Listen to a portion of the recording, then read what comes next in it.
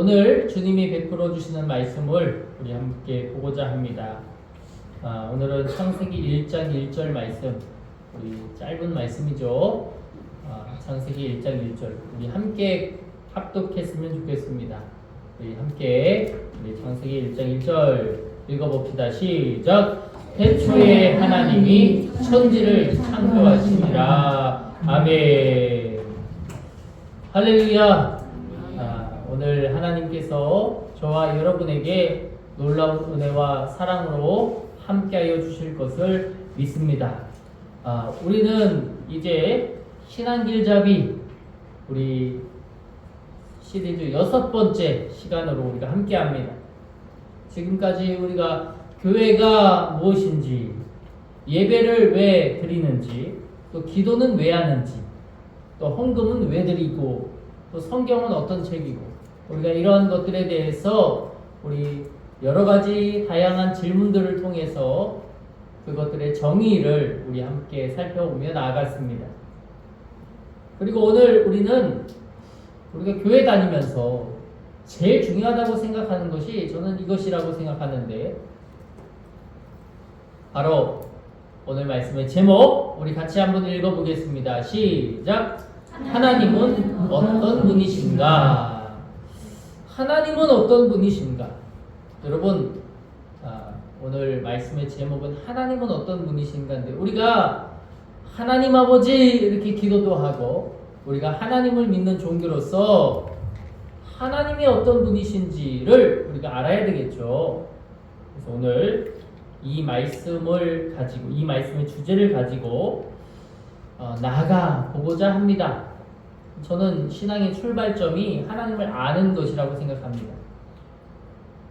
하나님을 모르는데 교회에 다니고, 하나님을 모르는데 신앙생활을 하고, 하나님을 모르는데 우리가 이 믿음을 가지고 있다라고 하는 것은 완전 틀린 표현이겠죠.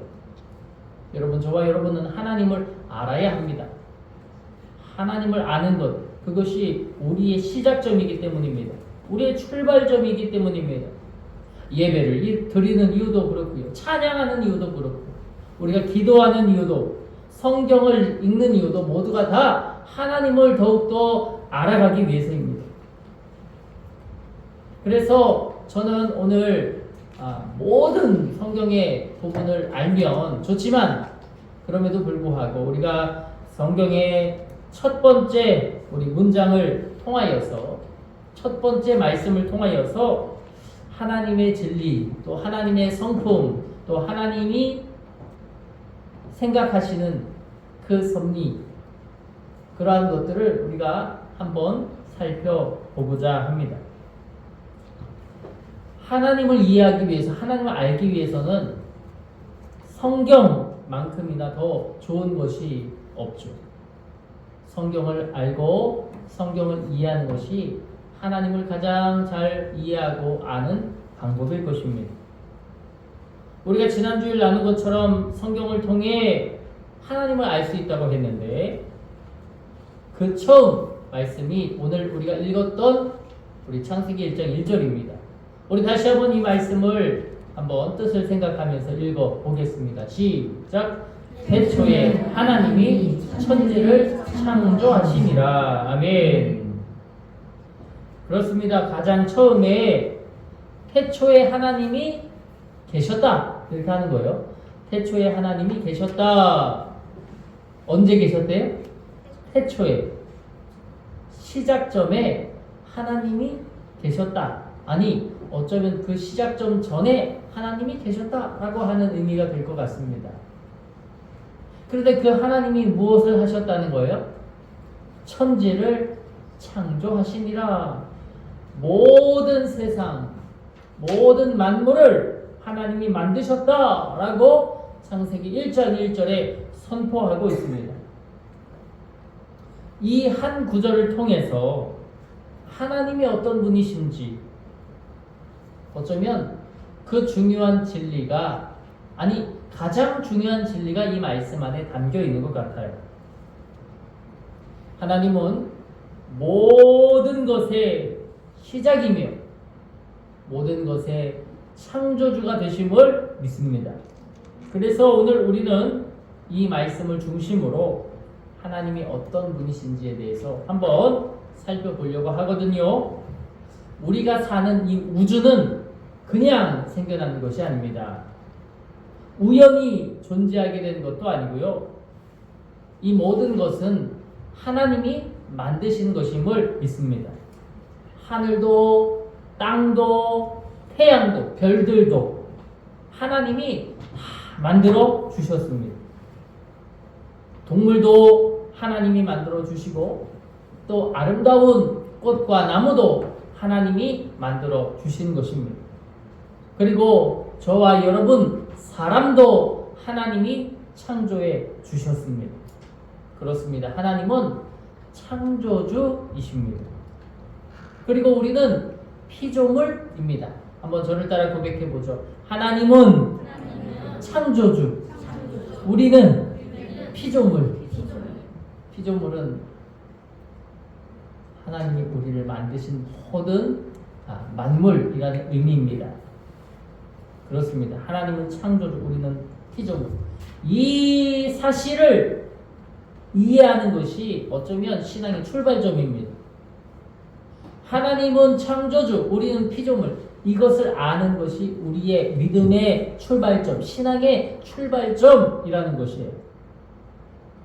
그럼에도 불구하고 많은 사람들이 하나님 없이 살아가려고 합니다.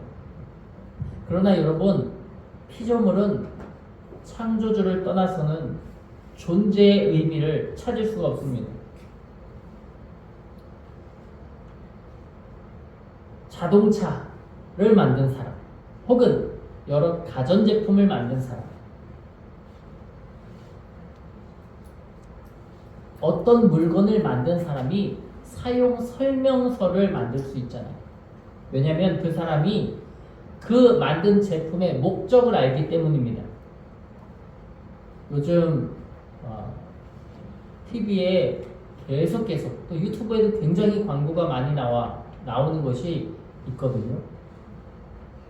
요즘 휴대폰이 광고가 굉장히 많이 나오는데 제가 거기에 관심이 많아서 그런지 몰라도 이렇게 반으로 접는 이 스마트폰이 요즘 굉장히 광고를 많이 하고 있습니다.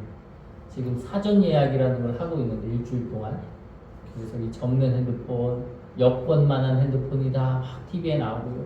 또 이렇게 반으로 접는, 또 옆으로 접는 이런 핸드폰이 요즘 나오고 있습니다. 이러한 가전제품, 그 설명서를 읽어보면 이 제품을 사용할 수 있는 여러 가지의 내용들이 쫙 하고 펼쳐지고 나옵니다. 그것을 하나하나 따라가다 보면 이 제품을 이해할 수 있게 되죠. 마찬가지라고 생각합니다. 우리의 인생의 목적도 우리를 만드신 하나님께서 가장 잘 아시는 줄 믿습니다. 그래서 하나님을 아는 것이 곧 나 자신을 아는 길이다 라고 하는 것이에요. 인문학이라고 하는 것이 있습니다. 사람을 살피는 문학. 신학이라고 하는 것이 있습니다. 하나님을 살피는 그런 이제 공부라고 하면 볼 수 있겠죠. 하나님을 알아야 인간이 보일까? 아니면 인간을 공부해야 인간이 보일까? 우리가 아무리 사람의 근본을 파헤친다고 해도 끝없는 한계에만 맞닥뜨릴 수밖에 없음을 고백합니다. 그러나 우리가 하나님을 안다면, 하나님은 우리를 만들어 주신 분이시잖아요.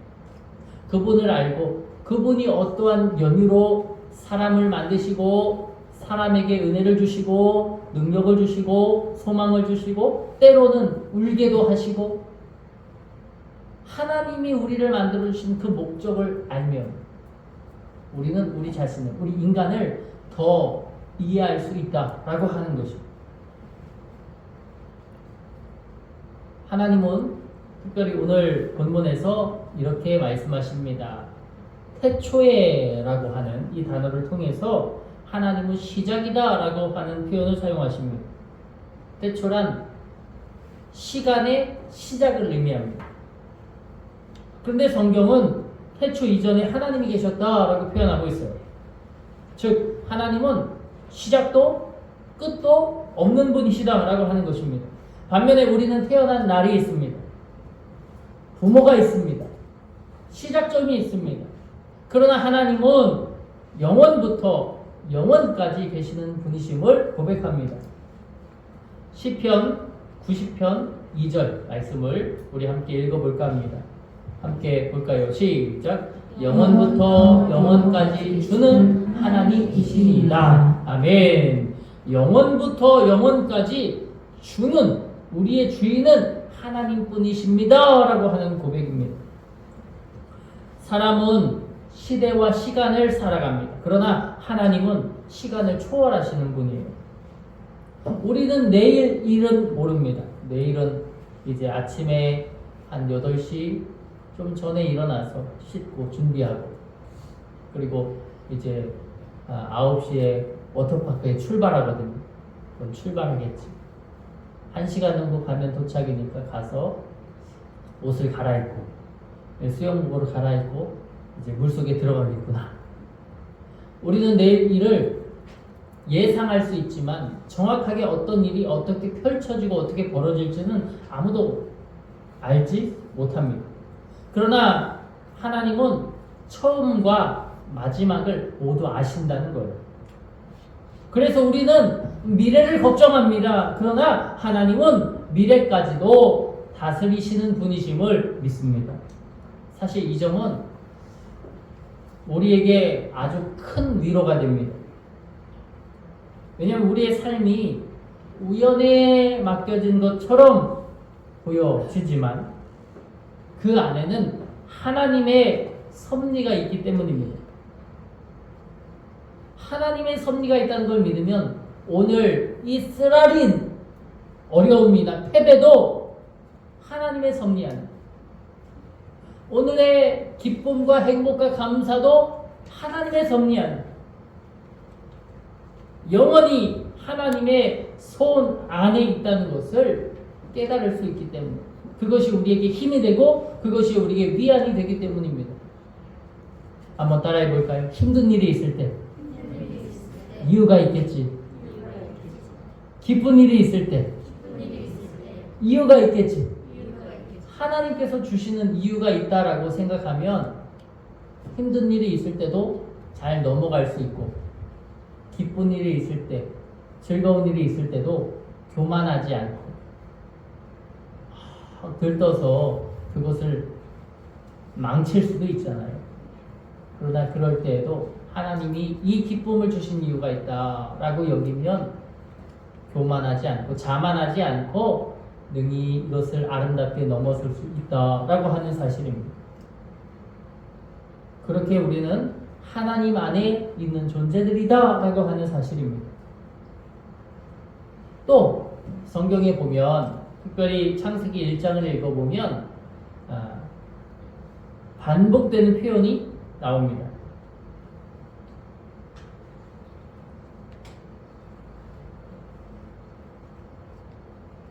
네, 반복되는 표현 우리 한번 빨간 글씨로 제가 적어놨는데요. 한번 읽어볼까요? 시작. 하나님이 이르시되 그대로 되리라. 창세기 1장에 나오는 반복된 표현은 하나님이 이르시되 그대로 되리라 라고 하는 표현입니다. 하나님은 말씀으로 세상을 창조하셨습니다. 성경에 빛이 있으라 하시니 빛이 있었고 궁창이 있으라 하시니 궁창이 생기고 땅이 있으라 하시니 땅이 나타났습니다. 이것이 하나님의 능력이에요. 하지만 우리는 어떻습니까? 사람은 돈이 생겨라 돈이 안 생기고 밥이 생겨라 밥이 생기지 않습니다. 사람은 생각하고 소망하지만 이루지 못할 때가 많습니다. 원하는데 그 원하는 것을 손에 얻지 못하는 경우가 허다분합니다. 그러나 하나님은 어떤 분입니까? 하나님은 말씀하시면 이룰 수 있는 능력의 하나님이심을 믿습니다. 하나님은 불가능한 것이 없기 때문입니다. 그래서 우리가 하나님 앞에 할 수 있는 것이 무엇입니까? 우리 기도할 수 있잖아요. 기도. 우리는 하나님께 구할 수 있습니다. 왜? 하나님은 불가능한 것이 없으신 분이기 때문입니다. 우리의 입으로 해결할 수 없는 것도, 그 문제도 하나님께 맡겨드리면 하나님은 지금도 살아계시어 역사하시어 일하시어 우리의 기도의 소리에 세심하게 들어주시고 응답하시고 그 길을 열어 가시는 주님이심을 믿습니다.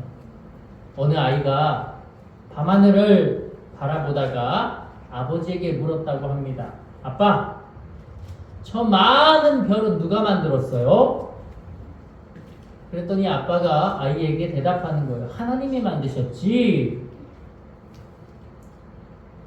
그러니까 아이가 다시 묻는 거예요. 아빠, 그럼 하나님은 얼마나 크신 거예요? 저 밤하늘에 달도 별도 만드실 분이면 얼마나 하나님이 크신 거예요? 라고 물었다고 하는 거예요. 아버지가 이 질문을 받고 아마 고민했겠죠. 뭐라고 대답해줘야 아이가 이해할 수 있을까?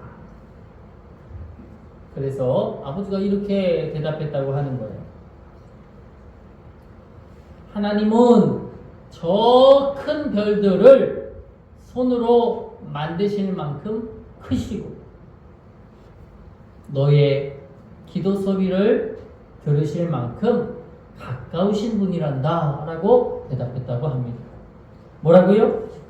하나님은 저 별을 만드실 만큼 크시고 너의 기도 소리를 들으실 만큼 가까이 계시는 분이라고 했다는 거예요. 저는 이 예화를 들으면서 참 아름다운 표현이다 라는 생각이 들었습니다.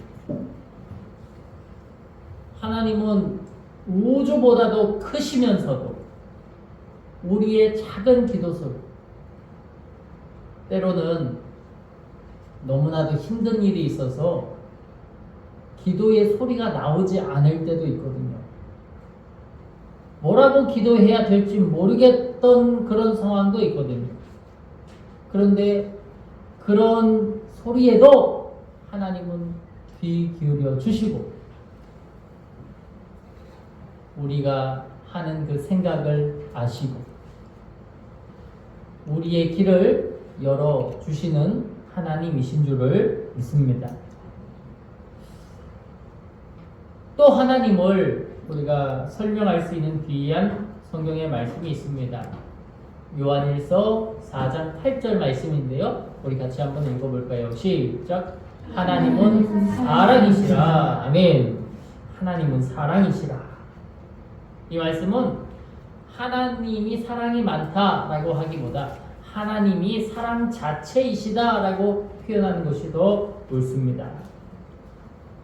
하나님께서는 인간을 사랑해 주셨습니다. 얼마나 사랑하시는가 하니 자신의 형상대로 사람을 창조하셨다고 합니다. 다른 동물, 식물, 다른 것들은 하나님의 형상이라는 표현이 없지만 우리 사람에게는 하나님의 형상이라는 표현이 있습니다. 특별한 존재로 우리를 만드셨다는 의미가 거기에 귀속되어 있죠. 그렇게 하나님은 우리를 정말로 특별한 존재로 만들어 주셨습니다. 그런데 그 특별한 존재들이 하나님을 예배하지 아니하고 하나님을 섬기지 아니하고 하나님을 찬양하지 아니하고 다른 것들을 사랑하기 시작했습니다. 첫 번째, 자기 자신을 사랑하기 시작했습니다. 하나님을 크게 보고 나를 작게 보아야 하는데 오히려 나를 크게 보고 하나님을 작게 보기 시작했습니다. 그리고 또 하나, 우상을 섬기기 시작했습니다. 하나님은 안 보이시는 분이니까 믿기가 불편하고 힘든 거죠. 그래서 자꾸 들고 다닐 수 있는 십자가, 내 마음에 계신 하나님은 잊어버리고 주여 내가 이거 들고 다니니까 나 승리하게 해주시고 나 잘되게 해주시고 나 복받게 해주시고 이렇게 어떤 상징적인 물건들을 자기 신으로 섬기기 시작했습니다. 그래서 광야 이스라엘 백성들은 금으로 송아지를 만들어서 그걸 하나님이라고 부르고 믿고 섬기기도 하고, 이후에는 너무나도 다양한 것들을 신으로 모시고 섬기면서 살기 시작했다라고 하는 것입니다. 그들이 그 마음속에 처음에는 그것을 신이라고 하나님이라고 생각했을지 모르지만 점점 더 자기들이 원하는 하나님으로 그 하나님을 변질시키기 시작했다라고 하는 거죠. 하나님은 물건으로 존재하시는 분이 아닙니다. 하나님은 영이십니다. 하나님은 어느 하나에 귀속될 수 없는 분이십니다. 하나님은 언제나 어디서나 우리와 함께 계시는 분이심을 고백합니다. 우리가 뭘 들고 다니지 않아도, 우리가 성경을 들고 다니지 않는다고 해도 하나님 그 성경 안에 깃드시는 분이 아니라 하나님은 우리의 마음 안에 역사하여 주시는 분이심을 고백합니다. 우리가 하나님과 늘 교통하고 있다면, 하나님을 늘 생각하고 있다면 하나님은 그 안에 깃드셔서 우리와 함께하여 주시는 분이심을 믿음으로 고백하시길 축복합니다. 그렇습니다. 하나님은 그렇게 우리를 사랑하셨습니다. 그래서 우리를 지으셨습니다. 그런데 앞서 고백했던 것처럼 사람들이 하나님을 섬기지 않았습니다. 죄를 지었습니다. 그런데 그 죄를 지은 그 사람을 하나님은 버리지 않으시고 실패한 인간을 포기하지 않으시고 계속해서 찾아오시는 거예요. 계속해서 부르시는 거예요. 계속해서 기다리시는 거예요. 마치 탕자의 비유처럼 말이죠. 아버지는 아들이 돌아올 때까지 기다렸습니다. 멀리서 아들이 돌아오는 것을 보고 달려갔습니다. 품에 안고요, 용서했고요. 그 모습이 바로 하나님의 마음, 하나님의 사랑입니다.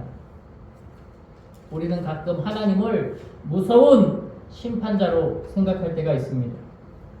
그러나 하나님은 먼저 우리를 사랑하시는 아버지이심을 고백합니다. 하나님은 우리 한 사람을 사랑해 주시는 그런 아름다운 사랑을 가지신 분이심을 믿음으로 고백하시길 축복합니다. 또 많은 사람들은 생각합니다. 하나님이 이 온 세상 만물을 지으셨는데 많은 능력 있는 사람들을 기억하시고 사랑하실지 몰라도 나 같은 사람을 아실까? 나 같은 사람까지 사랑하실까? 라고 하는 생각을 할 때가 있습니다. 그러나 성경은 말하잖아요. 길 잃은 양 한 마리를 찾아 나선 목자, 잃어버린 드라크마 하나를 찾아 나선 여인처럼 하나님은 어떤 공동체를 사랑하실 뿐 아니라 우리 개인, 우리 한 사람 한 사람을 소중하게 여기신다는 사실을 늘 기억하시길 축복합니다. 하나님은 한 영혼을 귀하게 여기시는 분입니다.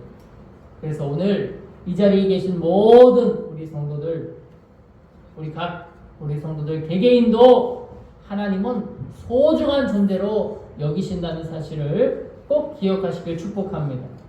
세상은 사람을 가치로, 어떤 성공의 가치로 잣대로 판단하곤 합니다. 돈이 얼마나 많은지, 학력은 어디까지인지, 이러한 것들을 우리의 능력으로 바라볼 때가 얼마나 많습니까? 그러나 하나님은 우리를 그렇게 보지 않으십니다. 얼마나 열심히 했냐, 열심히 하지 않았냐, 이런 잣대로 하나님이 보시는 분이 아닙니다. 하나님은 우리를 하나님 나라의 자녀로 보십니다. 사랑받는 존재로 보십니다. 이것이 복음이고 이것이 하나님의 진정한 사랑이라는 사실입니다. 제가 예전에 대학원을 다닐 때 일이에요. 제가 대학원을 다닐 때 굉장히 속상한 일이 있었어요. 승아야, 내가 무슨 속상한 일이 있었는지 알아? 모르지? 잘 들어봐. 목사님이 되게 속상한 일이 있었어. 학교를 다니는데 수업을 듣는 거예요. 근데 저하고 같이 수업을 듣는 이제 몇 명의 친구들이 있는데 그 친구들하고 이제 같이 앞자리에 앉아서 이렇게 수업을 듣습니다. 근데 꼭 교수님이 그래요. 제 옆에 있는 친구에게 너 대전에 있는 무슨 감리교회 목사님 아들이지? 야, 너 잘 있었니? 너희 아버지 잘 계시니? 그렇게 말하는 거예요. 또 다음 수업입니다. 또 다음 수업 시간에 그 친구하고 또 같은 수업을 듣는데 다른 교수님이 또 그러는 거예요. 너 무슨 교회 목사님 아들이지? 너도 목사님 아들이지? 그 뒤에 너도 목사님 아들이지? 아니, 무슨 목사님 아들만 신학교 수업을 들을 수 있는 것도 아닌데 교수님들이 꼭 수업만 시작하려고 하면 너 목사님 아들이지? 부터 시작하는 거예요.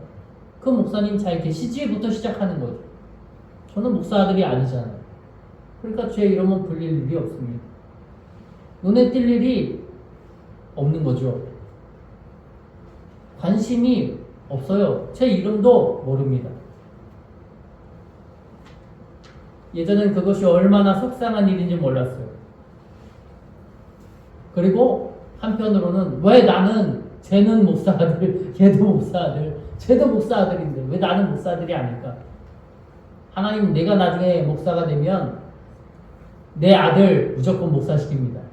그래서 하나님이 안 주셨는지도 모르겠는데 저는 마음속에 맨날 그런 생각이 있었어요. 내가 나중에 결혼을 해서 아기를 낳으면 하나님, 난 무조건 걔는 목사 아들 시킬 거예요. 목사 아들. 이렇게 생각했거든요. 그런데 어느 날 하나님이 저를 위로해 주시는 거예요. 저 교수가 널 모른다고 속상하냐? 네가 목사 아들이 아니라서 속상하냐? 그런 거 천국에선 다 필요 없다. 내가 너를 안다 라고 하나님이 하시는 거예요. 할렐루야. 하나님이 저와 여러분을 아신다는 거예요. 지난번에 보니까요, 서울의 성수동에 아파트 한 채에 290억이래요. 여러분, 290억짜리 우리 아파트 살지 않아도 하나님이 내가 너를 안다 라고 하신다는 거예요. 아파트 한 채 없다고 해도 하나님이 내가 너를 안다 라고 하신다는 거예요. 할렐루야. 소망을 가지고 희망을 가지고 힘을 얻고 위로 얻기를 주님의 이름으로 원합니다. 하나님은 그러한 것을 잣대로 삼으시고 우리를 사랑해 주시는 분이 아니다라고 하는 거예요.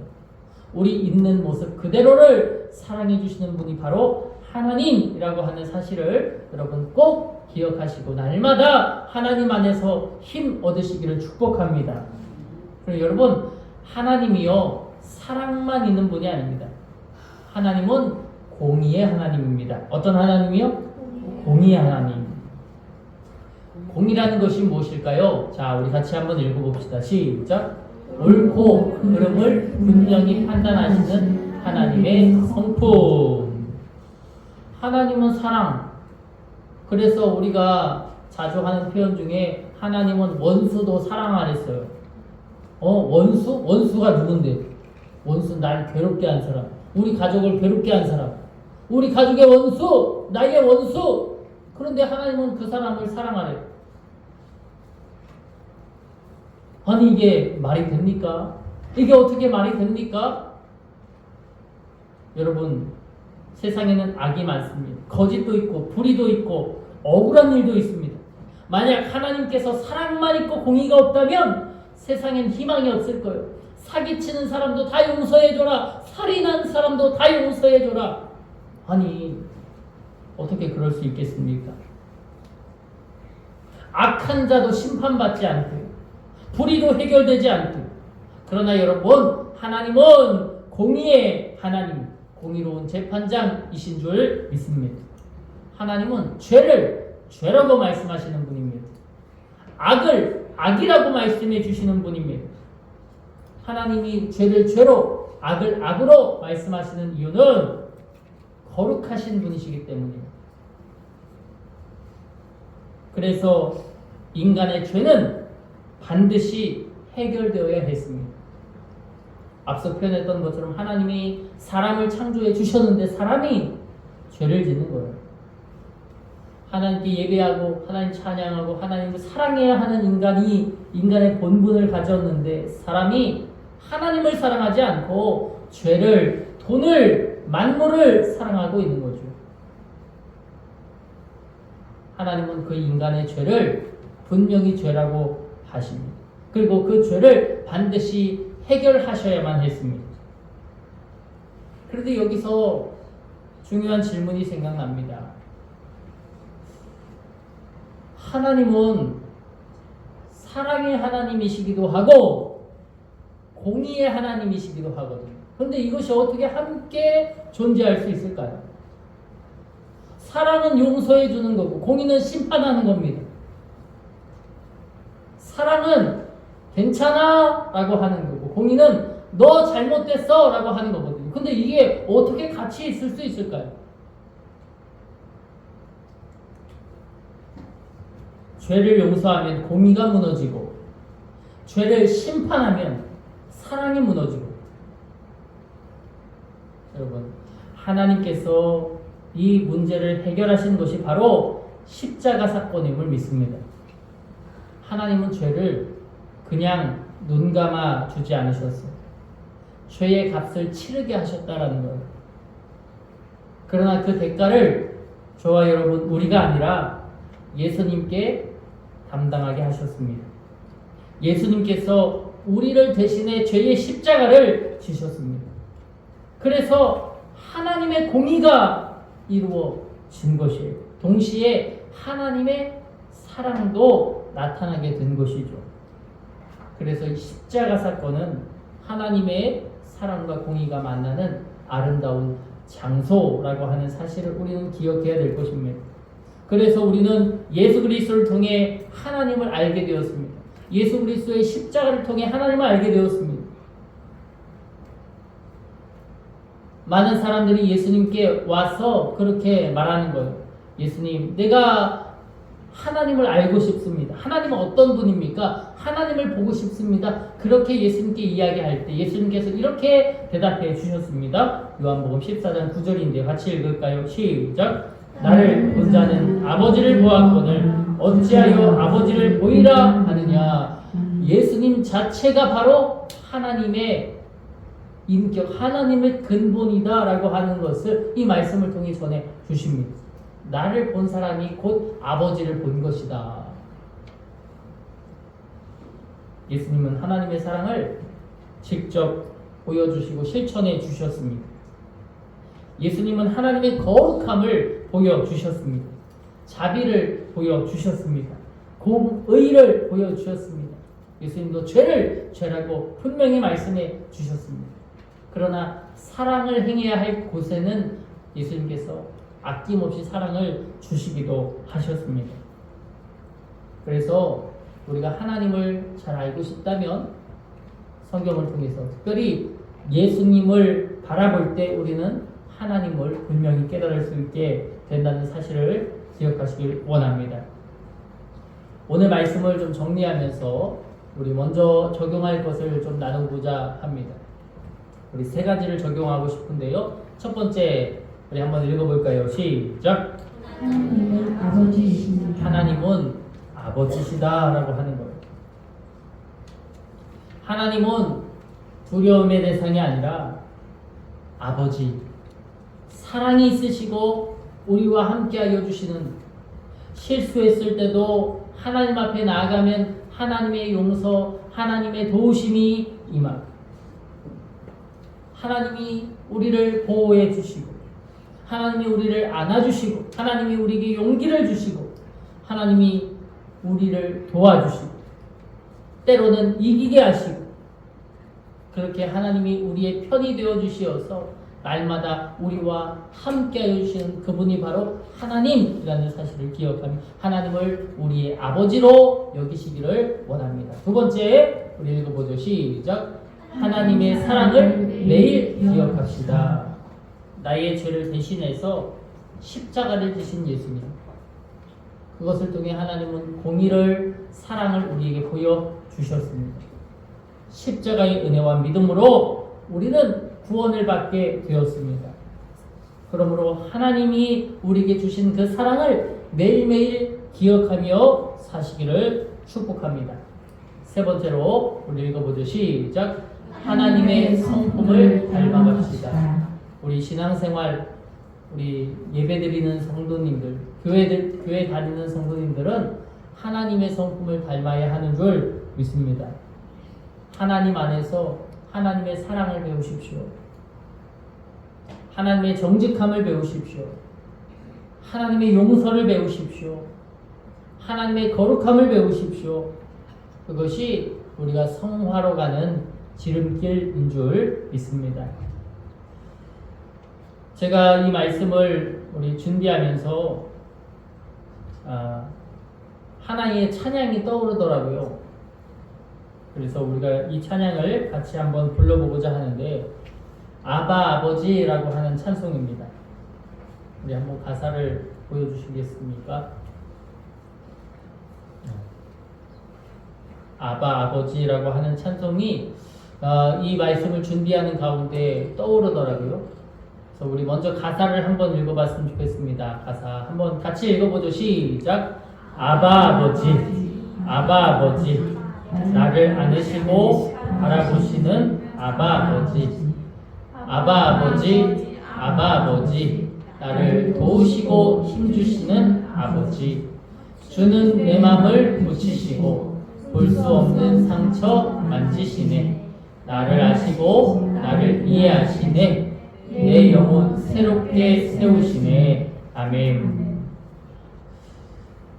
하나님은 나를 안아주시고 나를 바라보시고 나를 도우시고 힘주시는 하나님이신 줄 고백합니다.